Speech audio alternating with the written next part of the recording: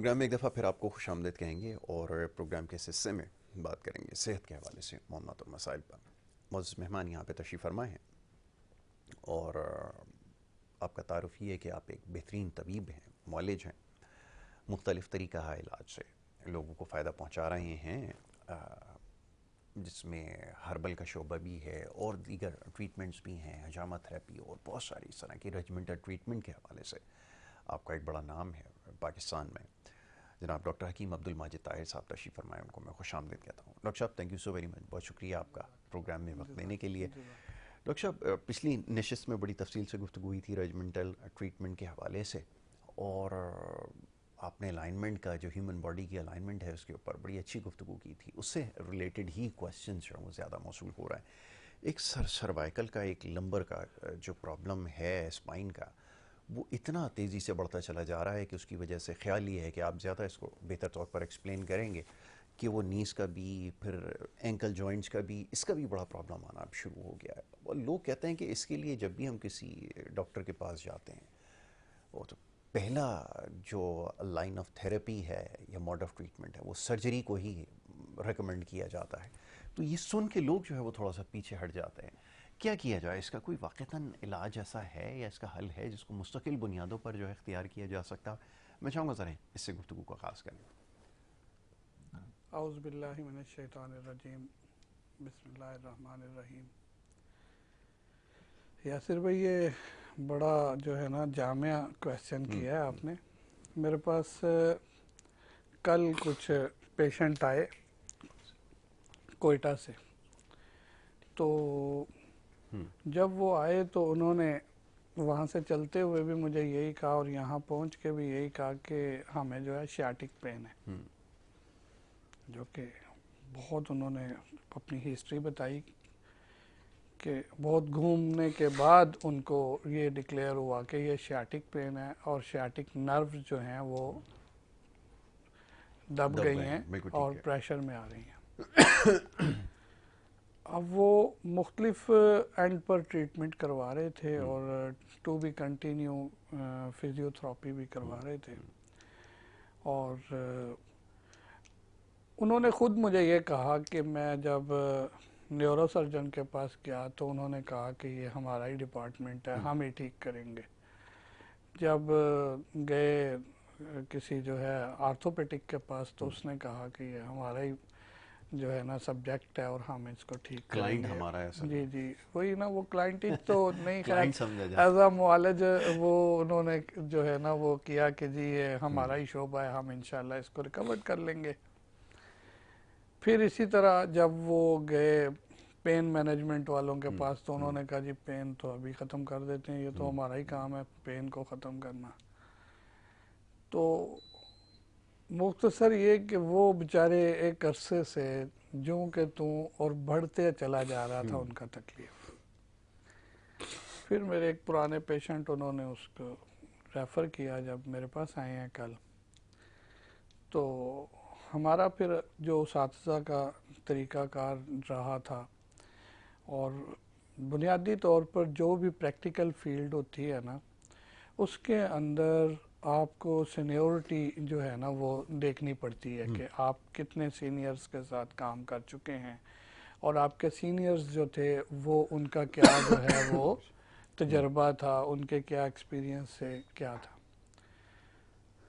तो हमने उसको उसी तरह से अपना लेटाया। लेटाने के बाद जब उनको वही हमारा जो मेथड है रेजिमेंटल ट्रीटमेंट का, सदियों पुराना है, 3000 साल पुरानी इसकी तारीख़ है रेजिमेंटल ट्रीटमेंट की।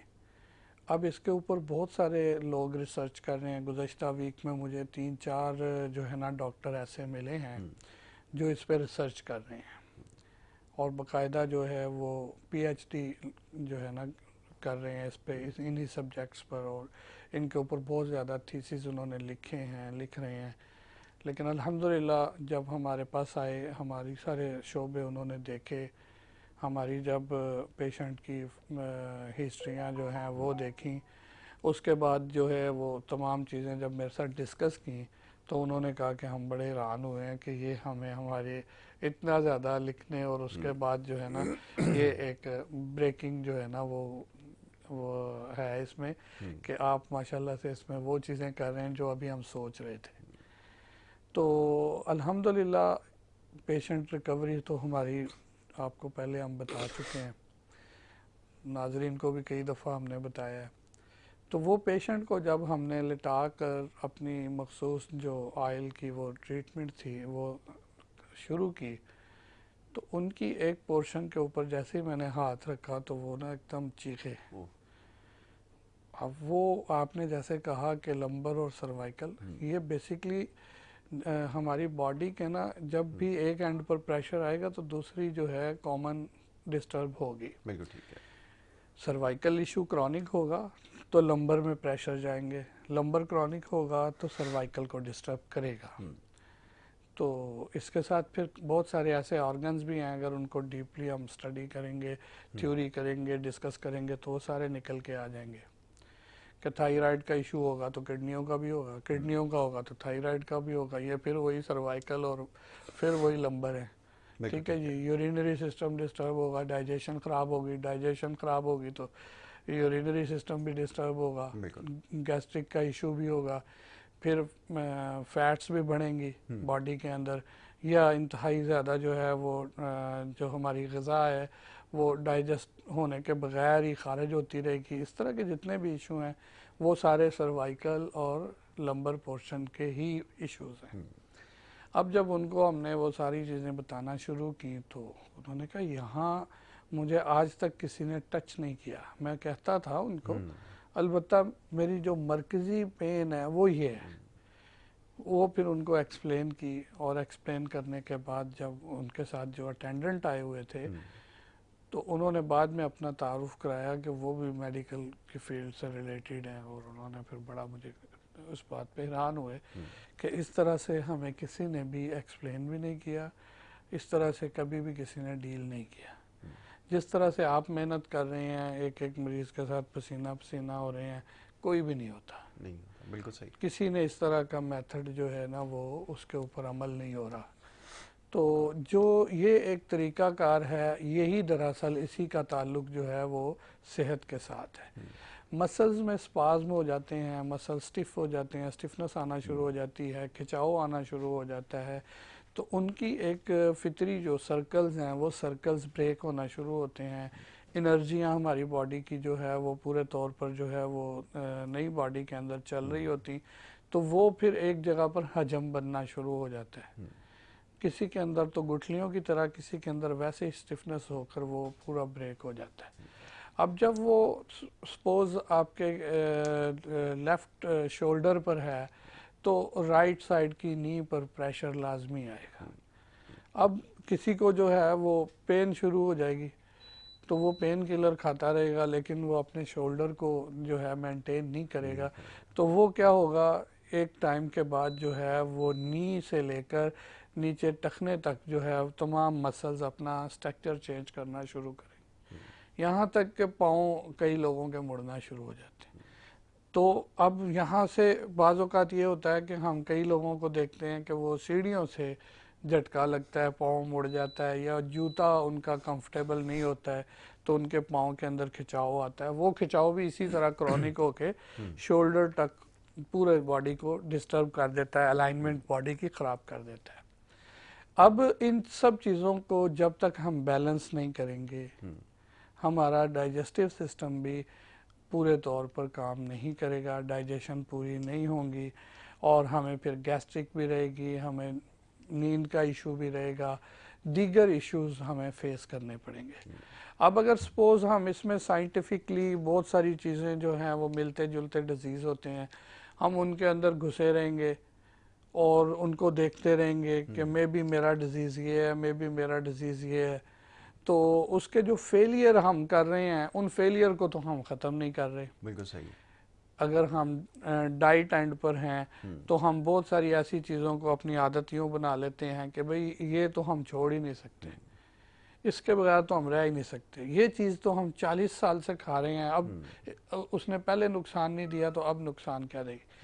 इसके ऊपर हमने पहले काफ़ी सारे प्रोग्राम किए हैं कि डाइजेस्टिव सिस्टम में जो चीज़ पहले आपको नुकसान नहीं दे रही थी अब क्यों दे रही है, क्योंकि उसकी बॉडी के अंदर जो मिकदार थी वो जो पूरी हो गई है। अब जो है अब उसको इखराज करने के लिए आपको अपनी डाइट प्लान चेंज करना पड़ेगा, करना चाहिए आपको। इसके ऊपर तदब्बुर तफक्कुर ध्यान देना पड़ेगा, देना चाहिए। आप किस मौसम में किस ग़िज़ा को किस मिकदार में ले रहे हैं आपको तवज्जो करनी पड़ेगी।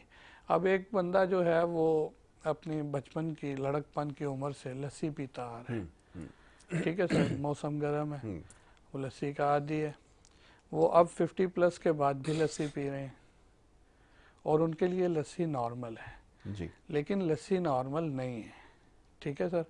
लस्सी नॉर्मल इसलिए नहीं है कि लस्सी या इस तरह के जितने भी आप कम्बिनेशन बनाते हैं वो कम्बिनेशन के बाद उसका स्टैंडर्ड ये है कि आपकी बॉडी उसको डाइजेस्ट कर ले, आपकी किडनियाँ उसको जो है ना वो पूरे तौर पर प्रोसेस करके यूरिनरी सिस्टम उसको पूरा खारिज करवा सके। अगर सपोज उनकी पहले ही हरारत कम है, उनकी पहले जो है वो उनकी जो कारकर्दगी है वो ख़राब हुई हुई है, उनके अंदर कैल्शियम पहले ही ब्रेक हो रहे हैं और पथरियां बन रही हैं, आप ऊपर से फिर लस्सियाँ पी रहे हैं, वो टेम्परेरी तौर पर तो आपको फ़ायदा हो सकता है लेकिन बाद में वो आपको नुकसान देंगी। टेम्परेरी फ़ायदा भी, क्या ठंडक उस वक्त आपको महसूस होगा ही बस। हाँ जी, वो बस हल्का फुल्का टेम्परेरी फ़ायदा हो सकता है। फिर दूसरा ये है कि आप जब लस्सियों को पीकर एसी में बैठ जाएंगे और बैठने का काम करेंगे तो वो तो बिल्कुल उनका हर तरह से नुकसान है। तो बेसिकली जो मेरा फोकस इतने टाइम से आपके साथ बैठने पर है वो ये है कि फेलियर जो है ना उनको ख़त्म किया जाए। अगर हमने लस्सी पीनी है तो हमें कम से कम 1 घंटे का स्टैंडर्ड मेंटेन करना है चहलकदमी का, 1 घंटे का जी, तब जाके हम उसको डाइजेस्ट करने वाले हमारी बॉडी जो है उसको खराज करने की तरफ जाएगी। अच्छा, ये कॉम्बिनेशन हमारे लोग तो माशाल्लाह बहुत ही अच्छे हैं, बहुत ज़हीन भी हैं, समझदार भी हैं, मैं तो उनसे बड़ा मुतासिर होता हूँ, बल्कि मुझे बड़ी खुशी होती है देखकर। अल्लाह इनको और इसी तरह हिम्मत दे। ये इधर करीब में मैं देखता हूँ नाश्ता कर रहे होते हैं हलवा पूरी चनों के साथ और उसके साथ ऊपर से लस्सी भी पी लेते हैं, तो मुझे बड़ी खुशी होती है कि ये बड़ा जो मामला है बड़े तेज़ी से जो है ना वो सफ़र तय कर लेते हैं। तो ये बड़े अच्छे अच्छे काम हैं जो ये कर रहे हैं। सर ये फेलियर्स है ना, देखें आपने सबसे पहले तो मैदा है, हाँ, कोल्ड ड्रिंक उसके ऊपर पी लेते हैं, आपने तो सबसे अच्छा पहले मैदा ले लिया है, मैदा जो है वो तो बिल्कुल डाइजेस्ट नहीं होता। फिर हम ऑलरेडी किसी न किसी डिजीज़ में मुतासर होते हैं, किसी न किसी बीमारी ने हमें मुतासर किया हुआ होता है, हम डाइजेस्टिव तो हर दूसरे बंदे को इशू है, पानी हमारे पास अच्छा है नहीं, हवा हमारे पास अच्छी है नहीं, हर तरह से हमें बहुत सारे इश्यूज हैं। उनके बावजूद हम एक जो है ना मैदे को बाकायदा तौर पर वो वाले तेल में जो है बनाते हैं जिसका पता ही नहीं कब से वो तेल यूज़ हो रहा है ना। अब उसके अंदर हम उसको बनाने के बाद फिर हम उसको बड़े तरीके से उस हलवे के साथ या उन चीज़ों के साथ खा रहे होते हैं जिन्होंने पूरे तौर पर डाइजेस्टिव सिस्टम का नुकसान ही करना है, फ़ायदा नहीं करना है, ठीक है सर। फिर हम समझ रहे होते हैं शायद इसके साथ ये जो है ना कम्बिनेशन पड़ा हुआ है, ये चटनियाँ पड़ी हुई हैं, ये सॉसेस पड़े हुए हैं, शायद ये कोई बेनिफिट करेंगे, लेकिन वो सब वही एसेंस डाले हुए हैं उनके अंदर। वो उनको जो है वो पता नहीं उनकी शेल्फ लाइफ कब की उन्होंने वो कब से रखे हुए हैं, शेल्फ लाइफ क्या है, उसके अंदर सोडियम बेंजोएट कितना डाला हुआ है, कितनी कितनी उसमें खुशबुएं डाली हुई हैं। अब उसको जब हम खा लेते हैं ऐसी चीज़ों के साथ जिन्होंने आंतों के अंदर से खारिज तो होना ही नहीं है बल्कि वहाँ जाकर अपना एक बेहतरीन जो है वो जगह बनानी है, तो उन चीज़ों को हम खा तो लेते हैं, फिर ऊपर से हम जो है वो लस्सी का एक गिलास पी लेते हैं। लस्सी के ऊपर जब हम गौर व फिक्र करते हैं तो लस्सी के अंदर भी दही जो है वो दही जो है वो कैसे हमने उसको जो है वो बनाया है। दही के लिए भी हमने सिंगाड़े का आटा भी डाला है, उसके अंदर हमने जो है बहुत सारी ऐसे केमिकल डाले हैं ताकि वो सही तरह से जम जाए। तो वो हम फिर उसको अंदर फिर पानी भी डालते हैं, फिर वो दूध डालते हैं जिस दूध का 99% कराची में पता ही नहीं होता वो कहाँ से आ रहा है, तो वो वाला दूध हम उसके अंदर शामिल करते हैं। फिर उसको जो है उसके ऊपर हजम बर्फ करने के बहुत लिए सारी डालते हैं, मीठी बोतल पीते जी हैं फिर जी, उसको। बर्फ डालने के बाद जो है वो हम उसको ऐसी जो है तली हुई चीज़ों के साथ जब हम पी लेते हैं तो सर इतना बेहतरीन ये नुकसान करती हैं बॉडी के अंदर कि अगर किसी को सर्वाइकल इशू होगा तो वो समझें कि अगले 72 घंटों के लिए या 6-7 दिन के लिए वो उसमें फारग हो गया। अब जब वो डाइजेशन पूरी नहीं होगी, डाइजेस्टिव सिस्टम पूरा काम ही नहीं करेगा, तो वो कैसे ठीक होगा। अब हम जैसे ही हमारे पास कोई पेशेंट आता है, हम उसको कहते हैं कि शोरवे लें, वो भी सब्जियों के शोरवे लें, गोश्त अपने मर्जी का दाल ज़रूर लें, उन शोरवों के अंदर भी रोटी को चूर करें, रोटी में भी कोशिश करें कि जो बाजरे और उसके कम्बिनेशन की हो ताकि उसके अंदर पूरे तौर पर खारिज होने की सलाहियत हो, उसके अंदर पूरे फाइबर वगैरह कंप्लीट बन जाएं, वो खारिज हो जाए, वो ये ना हो कि फिर आंतों के अंदर चिपक जाए। तो अब उन सब चीज़ों को आपने शोरवे में डाल लेना है, शोरवे में डालकर शरीत बनाकर मसनून तरीके से हाथों से खाएं, वरना चम्मच से भी खा लें, परवाह नहीं है, लेकिन वो आपको डाइजेस्ट होने के साथ साथ उसके अंदर जो एक एनर्जी है वो बॉडी को मिलेगी।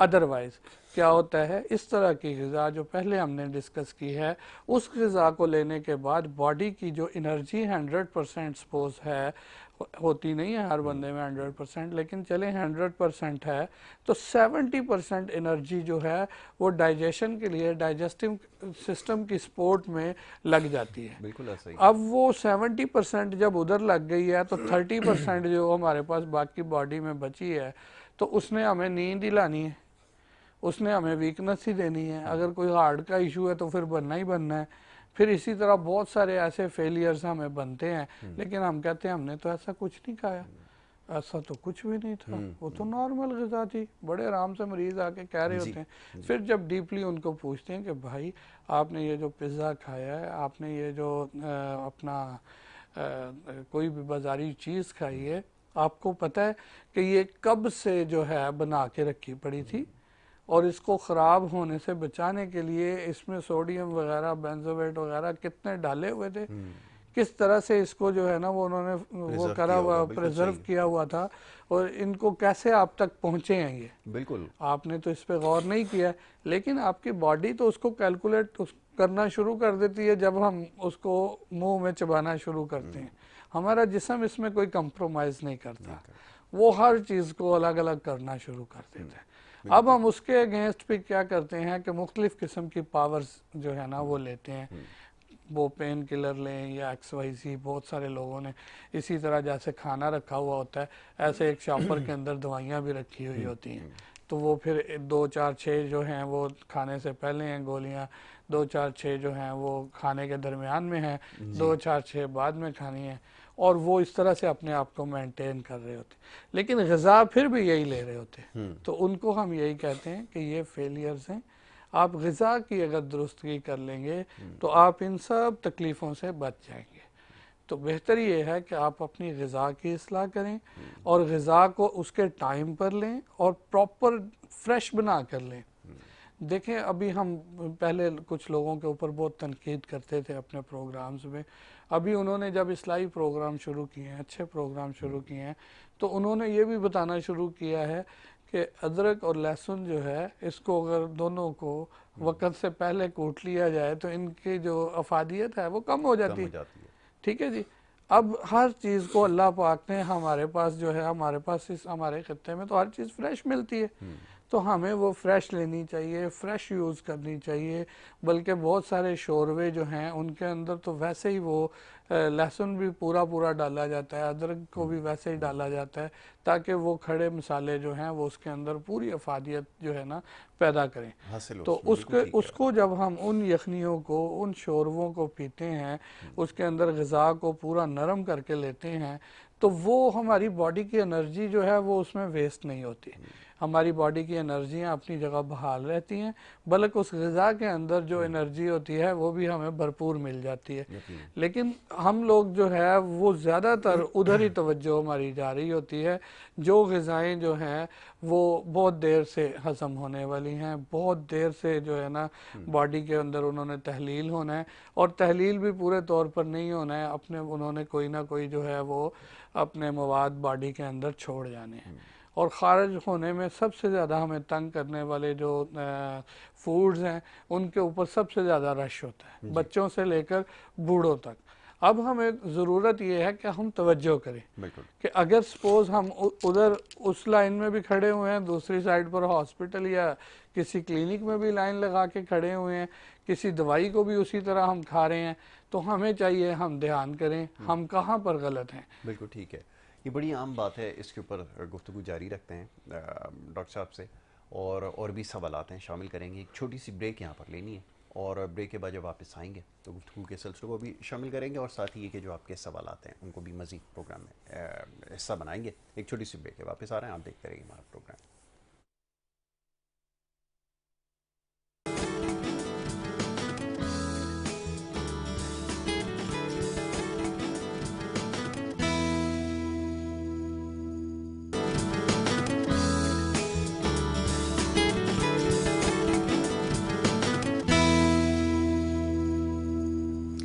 वेलकम बैक जी, एक दफ़ा फिर आपको खुशामदीद कहेंगे। और ब्रेक पे जाने से पहले गुफ्तगू जारी थी, डॉक्टर हकीम अब्दुल माजिद ताहिर साहब तशरीफ़ फरमाएँ और उनसे बड़े खुलकर गुफ्तगू कराए थे मुख्तलिफ़ हवालों से, रेजिमेंटल ट्रीटमेंट के हवाले से, और उससे भी ज़्यादा जो ज़रूरी और अहम टॉपिक है जिसके ऊपर ज़्यादातर हम गुफ्तगू करते हैं वो खुराक के सही इस्तेमाल के हवाले से। जी डॉक्टर साहब, कुछ देर पहले आपने निशानदेही की कि क्या क्या गलतियाँ हमसे हो रही हैं, जिस किस्म के कॉम्बिनेशंस हम इस्तेमाल कर रहे हैं, और ख़्याल ये है कि हमें उसका शायद अंदाज़ा भी नहीं है। तभी मैं सोचने पे मजबूर हूँ चाहे सरकारी अस्पताल हों, निजी अस्पताल हों, मरीज़ों की लाइन लगी हुई होती है। मैं दुनिया में और कहीं चीज़ नहीं देखी है, मुशाहिदे में नहीं आई। इसकी भी मेरे ख़्याल में जो वजह बन रही है वो यही सारे मामलात हैं जिसको हम गलत नहीं समझते। इसके ऊपर चाहूँगा ज़रा रोशनी डालिए। जी जज़ाकल्लाह यासिर भाई। देखें, बात यह है कि दुनिया में दीगर जितने भी ममालिक हैं, दीगर दुनिया के अंदर जितना भी स्टैंडर्ड है सेहत के हवाले से, वो ये है कि वो लोग ग़िज़ा और ख़ुराक का जुमला इस्तेमाल करते हैं। हमारे यहाँ रोटी खाना एक जुमला जो है ना, ये एक ऐसा नेगेटिव वो है कि हम जितनी भी ग़िज़ा अच्छी ले लें उसके बाद हमें रोटी लाजमी खानी होती है। बिल्कुल ऐसा ही। और रोटी खाकर फिर हमने ग़िज़ा लेनी होती है, तो फिर हम ये कहते हैं कि हमारा डाइजेस्टिव सिस्टम डिस्टर्ब क्यों होता है। बहुत खूब। ये इंतहाई जो है ना गलत कॉन्सेप्ट है। जी देखें, इस वक्त हर दूसरा जो हमारा कोई भी फोकस है ना, कहीं भी हम टीवी देख रहे हैं, हम कंप्यूटर पे बैठे हुए हैं, हम मोबाइल यूज़ कर रहे हैं, हम कोई भी एक्टिविटी कर रहे हैं सोशल मीडिया की, किसी तरह की, अपनी गाड़ी पे जा रहे हैं, तो हर चीज़ के अंदर इस वक्त वाईफाई कनेक्ट है।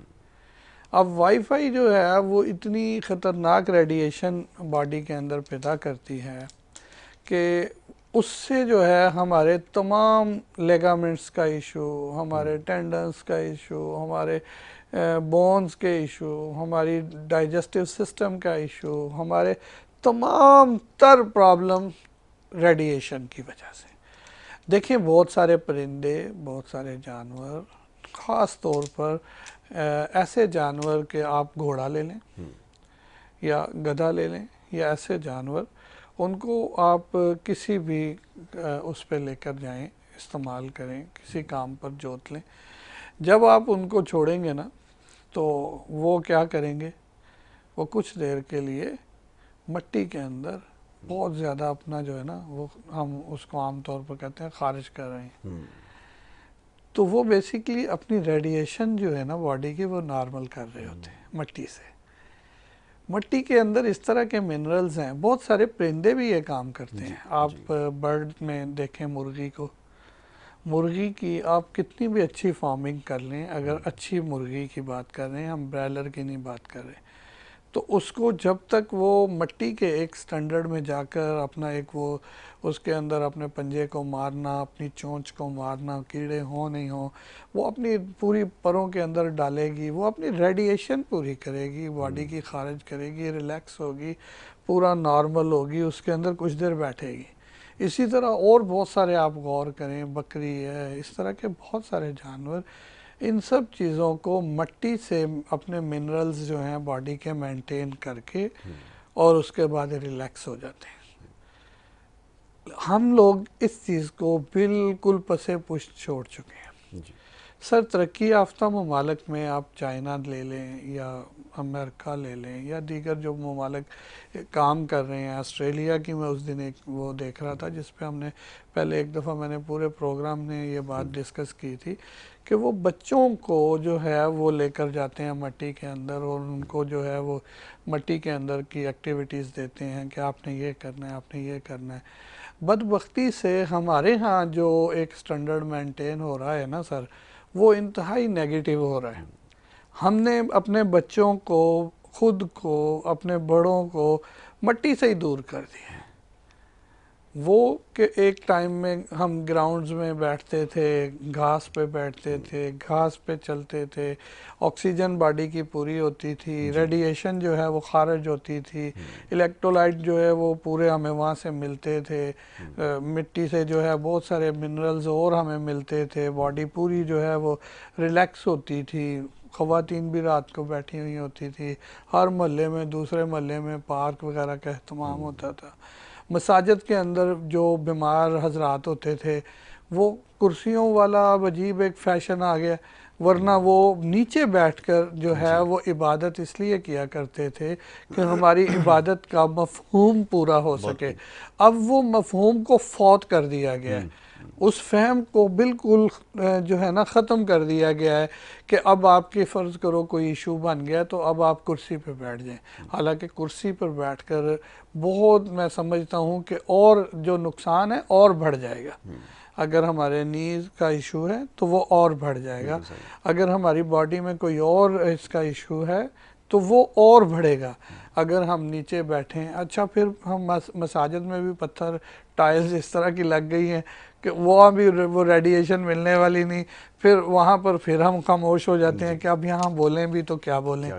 ठीक है जी, कोई जो है ना वो ऐसी चीज़ें पॉजिटिव जो हैं वो सब छुप गई हैं। नेगेटिविटी इतनी ज़्यादा बढ़ गई है कि हम जो है वो उस पर कोई बात ही नहीं कर सकते। ठीक है जी, अब जैसे हम समंदर के करीब हैं, हमें वीकली 15 दिन के बाद लाजमी समंदर के पानी में अपने जो है वो पिंडली तक पाँव जो है वो रखने चाहिए ताकि नमकियात बॉडी के जो है मेंटेन हों और हमारी जो फ़िज़ाई और पानी की वजह से जो बॉडी में स्ट्रेस बन रहे हैं वो रिलीज़ हो जाएं। लेकिन हम लोग जाते ही नहीं। ठीक है जी, एक जो लोग जाते हैं वो फिर जाके पूरा नहाना ही शुरू कर देते हैं, जो नहीं जाते तो वो फिर बिल्कुल पानी के करीब ही नहीं जाते। तो वो जो एक स्ट्रेस है ना समंदर के करीब, वो हमारी बॉडी के अंदर ब्रेक होता रहता है। हम उसको दूसरे तरीके से खारिज करने की कोशिश करेंगे तो नहीं होगा। उसके फितरी तकाजे जो हैं वो हमें पूरे करने पड़ेंगे। वो फितरी तकाज़ों में सबसे बड़ा तकाजा जो है वो समंदर के करीब ये है कि आप पानी में जाएं और उसमें जो है हर हफ्ते 15 दिन के बाद अपनी पिंडली तक पानी के अंदर जो है ना 20-50 मिनट जो है वो वॉक करें, चलें फिरें, ताकि मिनरल्स पूरे हों बॉडी के नेचुरली। चिकनाई जो उसमें होती है वो ऐसी होती है जैसे ये समोसे और पकौड़ों के अंदर जो चिकनाई होती है सर, ना, वो यानी तो एक दफ़ा लग जाए तो उसके बाद फिर वो जाती नहीं सर है। वो तो हमारा पानी जो है वो उसके साथ हमने ज्यादती की हुई है। अदरवाइज मैं वैसे जर्नली एक बात कर रहा हूँ कि ये समंदर का पानी इतना हमारे लिए लाजमी और ज़रूरी है।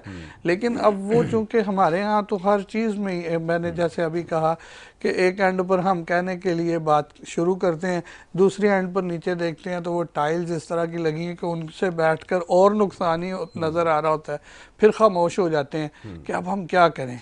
तो बात यह है कि हमें फितरी जो एक उसके अवामिल हैं उनके ऊपर हमें गौर करना होगा।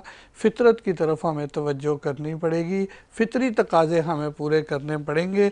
जब हम फितरत की तरफ लौट कर जाने की कोशिश करेंगे तो फिर हमें बेनिफिट्स होंगे। अब हमारे घरों में आज भी कांजी का इस्तेमाल किया जाता है कि गर्म मौसम है तो इसके अंदर फर्मेंटेशन करके पानी को जो है वो दिया जाए, और वो पानी जो है ना पूरा बॉडी को जो है वो साफ़ भी करे, डाइजेस्ट भी हो। मुख्तलिफ़ किस्म के पानी जो है ना वो बनाए जाते हैं, लेकिन हमारे यहाँ कराची में लोगों में ये चीज़ बिल्कुल नहीं है, और ये लाजमी हमें करना पड़ेगा। हमें जो है इस तरह के पानी जो हैं वो बनाने चाहिए जो कि प्लास्टिक से हट कर मट्टी में, पीतल में, तांबे में, ताकि उनके अंदर जो पानी की असल मिनरल्स हैं वो उसमें एक्टिव हो जाएं, और उसके अंदर जो बिल्कुल जो हमारे पास आते आते महीना लग गया है उसको कैसे आया पानी, उसमें जो भी फासद मवाद हैं वो खारिज हो जाएं और हमारी बॉडी उससे बेनिफिट्स ले सके, उसके अंदर से पूरा फ़ायदा हासिल कर सके। तो वो पानी हमारे पास उस तरह से नहीं पिया जाता, उस एहतमाम से नहीं पिया जाता। प्लास्टिक और पता नहीं क्या क्या चीज़ों के अंदर हमारे पास पानी आ रहा होता है, और वो इतना ज़्यादा जो है गर्मी और धूप और क्या कुछ लगकर वो पानी हम बड़े जो है ना शौक़ से बड़े आराम से पी रहे होते हैं, फिर ग़िज़ा भी उसी तरह से ले रहे होते हैं। फिर हम ये चाहते हैं कि हमने तो बहुत अच्छा खाया और बहुत अच्छा पिया है और हमारी सेहत भी वैसे ही बहाल हो जाए, तो सेहत बहाल नहीं होगी। सेहत बहाल करने के लिए हमें पानी के लिए पीतल तांबे के बर्तन का इस्तेमाल करना पड़ेगा या मट्टी का इस्तेमाल करना पड़ेगा। मट्टी के साथ साथ हमें जो है ना खाने की टाइमिंग, खाने की जो है वो इस्लाह करनी पड़ेगी।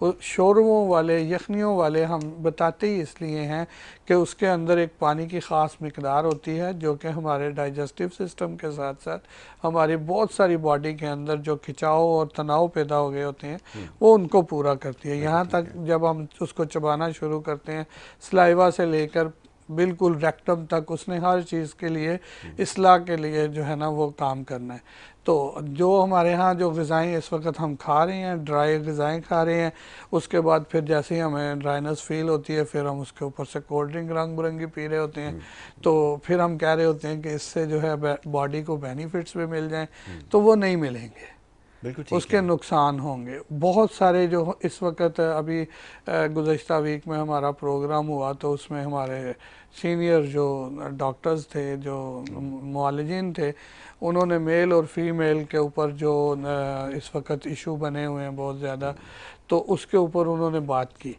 जब बात की तो बुनियादी बात वही थी कि ग़िज़ाएँ जो है ना वो हमारी इस तरह की हो गई हैं, और हमने इस तरह से रात को देर देर से ग़िज़ा खाकर सोना, और इसी तरह से ग़िज़ा को जो है बिल्कुल मुतबादल ना लेना, एतदाल से ना लेना और उसको ध्यान से ना लेना, उसके साथ फिर मुख्तलिफ़ किस्म के ठंडे पानी पीने, कोल्ड ड्रिंक्स पीने, वो फिर हमारे डाइजेस्टिव सिस्टम को नहीं सिर्फ डिस्टर्ब करते, हमारे पूरे के पूरे ग्लैंड्स को डिस्टर्ब करते हैं, हमारा पूरा यूरिनरी सिस्टम ख़राब करते हैं, हमारी नींद को डिस्टर्ब करते हैं, शुगर की वजह बनते हैं, और दीगर जितनी भी हमें इस वक्त हम फेस कर रहे हैं कि वो हमारे एक सीनियर डॉक्टर साहब हैं, वो तो कहते होते हैं कि उन्होंने गिनती किया हुआ है कि इतने अरब की हम जो है वो वीकली फ़लाँ दवाई खाते हैं, इतने अरब की फ़लाँ दवाई खाते हैं, इतने अरब की फ़लाँ दवाई खाते हैं, तो वो कैलकुलेट करके कहते हैं कि इतने अरब की हम फ़लाँ दवाई हमारा ये रीजन जो है ये यूज़ करता है। तो अब इसको जो है ख़त्म करने के लिए हमें सबसे पहले ग़िज़ाई जो है ना वो बिगाड़ को ख़त्म करना पड़ेगा और उसकी इस्लाह करनी पड़ेगी, टाइमिंग का ख्याल रखना पड़ेगा, मैकेनिकल सिस्टम है इसको उसी तरह से मेंटेन करना पड़ेगा, फिर हम इंशाल्लाह बीमारियों से निकलेंगे। जब हम बीमारियों से निकलेंगे तो फिर हम एक कामयाब जो है ना ब्रेन हमारा काम करेगा, फिर हमारे अंदर हमआहंगी और इंसानियत और इस तरह की चीज़ें बेदार होंगी और इनके ऊपर हम कोई बात कर सकेंगे, फिर हम कौम बनने की तरफ शायद चले जाएं। उससे पहले हम कन्फ्यूजन, स्ट्रेस में ही रहेंगे, हम कॉम्प्लेक्स में ही रहेंगे, खाने में भी कॉम्प्लेक्स, पहनने में भी कॉम्प्लेक्स, पिछले प्रोग्राम में हमने किया, और हमारे ओढ़ने बैठने में भी कॉम्प्लेक्स है, हमारी हर चीज़ में दिखावा और कॉम्प्लेक्स है, ऐसा से कमतरी है। तो हम उस एहसास कमतरी में जब कोई भी चीज़ इस्तेमाल करेंगे तो हम कभी भी कामयाब जो है ना मुल्क ना कौम या कुछ भी हम नहीं बन सकते। तो हमें जब तक हमारी बॉडी की, हमारे जिस्म की सही मानों में इस्लाह नहीं होगी, सफाई नहीं होगी, हम बिल्कुल सेहतमंद नहीं होंगे। जब तक हम आपस के अंदर कोई भी हम आहंगी की बात करेंगे तो वो बेकार होगी। क्यों कि हम उसके अंदर कहीं ना कहीं फिर जो है ना वो ऐसे अनासर हैं कि वो नेगेटिव हैं। बहुत अच्छी बात है डॉक्टर साहब, आपने बड़ी खुलकर निशानदेही की और वाकई ये सारे अवामिल हैं जिसकी वजह से ये जिस हाल पर आज हम हैं। सर हमारे घरेलू जो मामलात ख़राब हैं, फैमिली सर्कल्स ख़राब हैं, जो बच्चे वालिदैन से नाला हैं, वालिदैन बच्चों से नाला हैं, उनकी बुनियादी वजह देखें, बुनियादी वजह यही है कि वो सेहतमंद नहीं है। जब वो सेहतमंद होते हैं तो फ़ौरन वो दूसरे की सेहत के लिए, दूसरे के ख्याल रखने के लिए वो बेदारी आती है, वो तवज्जो आती है, वो खुलूस आता है, वो दयानतदारी आती है। वो ही दरअसल होती है, वो है नहीं। वो इसलिए नहीं है कि हम खुद पूरे के पूरे जो है ना वो अपने आप को सफाई नहीं कर रहे, अपनी जो है वो ध्यान नहीं कर रहे, अपने आप के साथ सेंसियर मुखलस लॉयल नहीं है। हम एक बस आदतन खा रहे हैं, हम एक बस जो है वो दिखावे के लिए खा रहे हैं, हम एक बस जो है ना कॉम्प्लेक्स में बस जो है ना वो काम हो रहे हैं, जिसकी वजह से ये गैर इखलाकी और गैर जो है ना वो इस तरह के जो अच्छे नहीं हैं, इस तरह के मामलात होते हैं। ठीक है जी डॉक्टर साहब, मैं आपको बड़ा शुक्रगुजार हूँ कि आप प्रोग्राम में तशरीफ़ लाए और बहुत ही अहम मामले और मौजू के ऊपर आपने गुफ्तगू की। ये सारे मामलात आपकी सेहत से जुड़े हैं और अगर इसके ऊपर नज़रसानी करेंगे तो यकीनन फिर आप बहुत सारी बीमारियों से बच सकते हैं। बाकी जो आपके सवालात हैं, सबसे ज़्यादा जो सवालात मौसूल होते हैं वो होते ही जोड़ों के दर्द के हवाले से, और हमारी सारी जो कुल गुफ्तगू है उसका मकसद ही यही होता है कि आपको बताया जाए कि आप कैसे इनसे बच सकते हैं। जनाब, सेगमेंट का अख्ताम होता है यहाँ पे और प्रोग्राम का भी अख्ताम होता है। कल इंशाल्लाह आपसे दोबारा मुलाकात होगी। मोहम्मद यासिर और हमारी टीम को इजाज़त दें। अल्लाह।